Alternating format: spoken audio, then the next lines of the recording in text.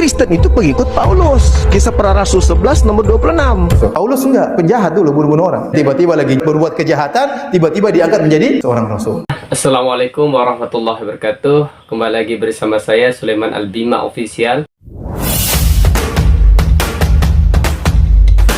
Video kali ini ya kita akan membahas mengenai dengan Paulus. Ya, Paulus itu adalah seorang rasul yang diimani oleh agama Nasrani, oleh umat-umat Kristiani. Jadi ya, sebelum memasuk videonya, jangan lupa teman-teman subscribe dan juga nyalakan loncengnya ya.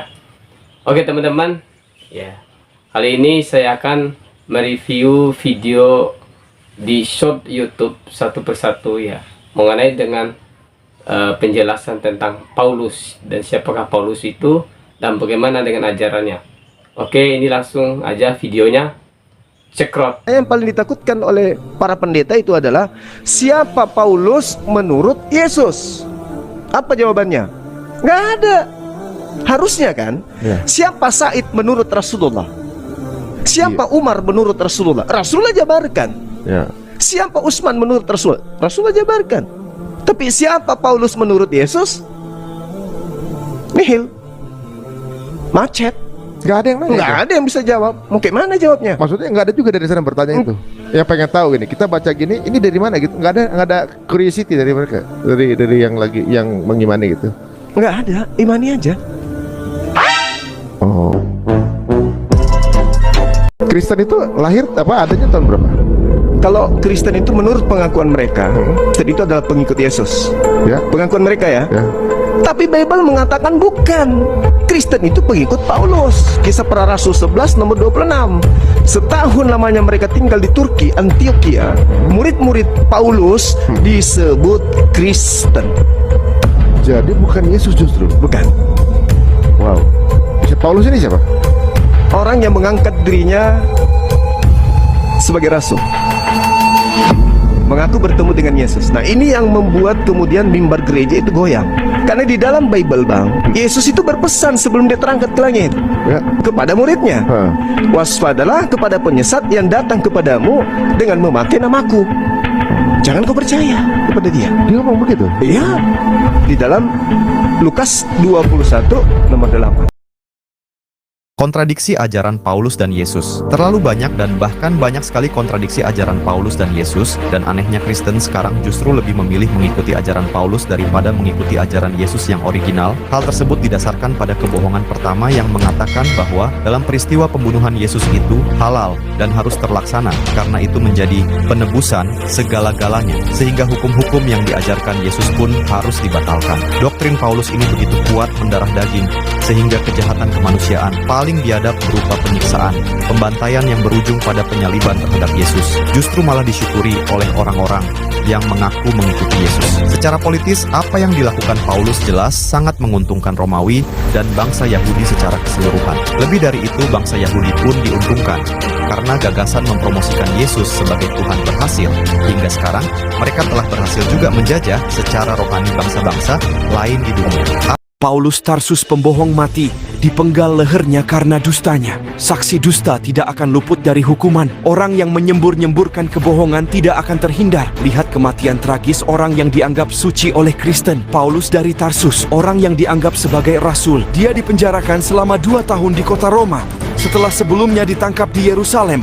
Kisah Para Rasul 21:30 dan dipenjarakan di Kaisarea. Menurut tradisi, setelah 2 tahun Paulus dibebaskan dari penjara Roma dan lantas melakukan perjalanan ke Spanyol, lalu kembali ke timur dan kembali lagi ke Roma, di mana dia kembali dipenjarakan untuk kedua kalinya. Akhirnya tewas di Roma dengan cara dipenggal di luar tembok-tembok kota pada tahun 67 selama penindasan oleh Kaisar Nero. Penulis sejarah yang bisa dipertanggungjawabkan tulisan-tulisannya berdasarkan bukti nyata adalah Eusebius. Seharusnya jemaat Kristen berpikir dan mencari fakta jika Paulus pembohong dan merubah Injil. Apa komentarmu? Isa Al-Masih itu untuk seorang UAS itu seperti apa sih? Kami wajib mengimani siapa yang tidak percaya kepada Nabi Isa, berarti dia tidak percaya kepada Quran, tidak percaya kepada Nabi Muhammad. Keyakinan kami kepada dia adalah seorang Rasul utusan Tuhan. Sama seperti Nabi Adam, Idris, Nuh, Soleh, Ilyas, yang diutus kepada Bani Israel untuk menyelamatkan manusia. Jadi kami tidak mungkin menuduh yang tidak-tidak kepada Maryam. Orang Yahudi menuduh, mohon maaf, tidak layak. Maryam adalah pezina. Dalam Islam dibersihkan tuduhan itu semua. Jadi Islam menempatkan Nabi Isa dalam ajaran Islam tidak sebagai anak zina, tapi dia sebagai Rasul utusan Allah, membersihkan dari tuduhan-tuduhan yang diserang oleh orang Yahudi kepada Nabi Isa alaihissalam. Tidak ada orang Islam yang akan mencela Nabi Isa dan Maryam, karena mereka di dalam Al-Quran disebut sebagai ibunya, perempuan siddiqah, perempuan yang benar, yang jujur, yang baik, yang solihah, melahirkan seorang anak laki-laki yang salah satu Rasul utusan Nabi.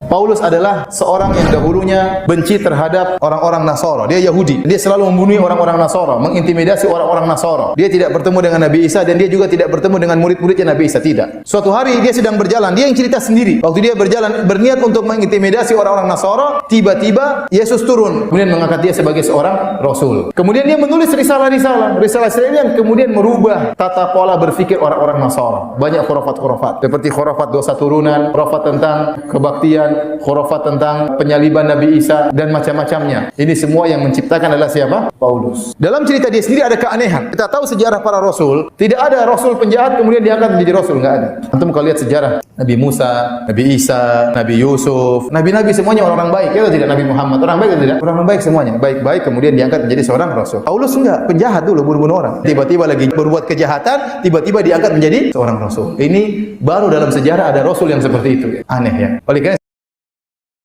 Umat Kristen memang tidak mengakui Injil Barnabas karena Barnabas dianggap tak pernah menulis kitab apapun. Secara umum sangat tidak selaras dengan laporan yang juga ditemukan dalam Injil-Injil karena Injil Barnabas bukanlah manuskrip yang ditulis para Rasul Yesus seperti Injil kanonik. Injil kuno Barnabas tersebut ternyata memprediksi kedatangan Nabi Muhammad Shallallahu Alaihi Wasallam sebagai penerus risalah Isa Yesus di bumi. Bab 41. Barnabas atas perintah Allah, Mikael mengusir Adam dan Hawa dari surga. Kemudian Adam keluar dan berbalik melihat tulisan pada pintu surga. Tiada Tuhan selain Allah dan Muhammad adalah Rasul Allah. Bab 44. Barnabas. Pada bab ini Yesus atau Nabi Isa menyebut nama Nabi Muhammad. Oh Muhammad, Tuhan bersamamu. Karena isinya berbeda dengan Injil Paulus, maka para pengikut Paulus tidak mau mengakui isi dari Injil Barnabas. Telah diputuskan tidak boleh dipakai. Apa yang membuat Paulus ketakutan? Tulis komentarmu.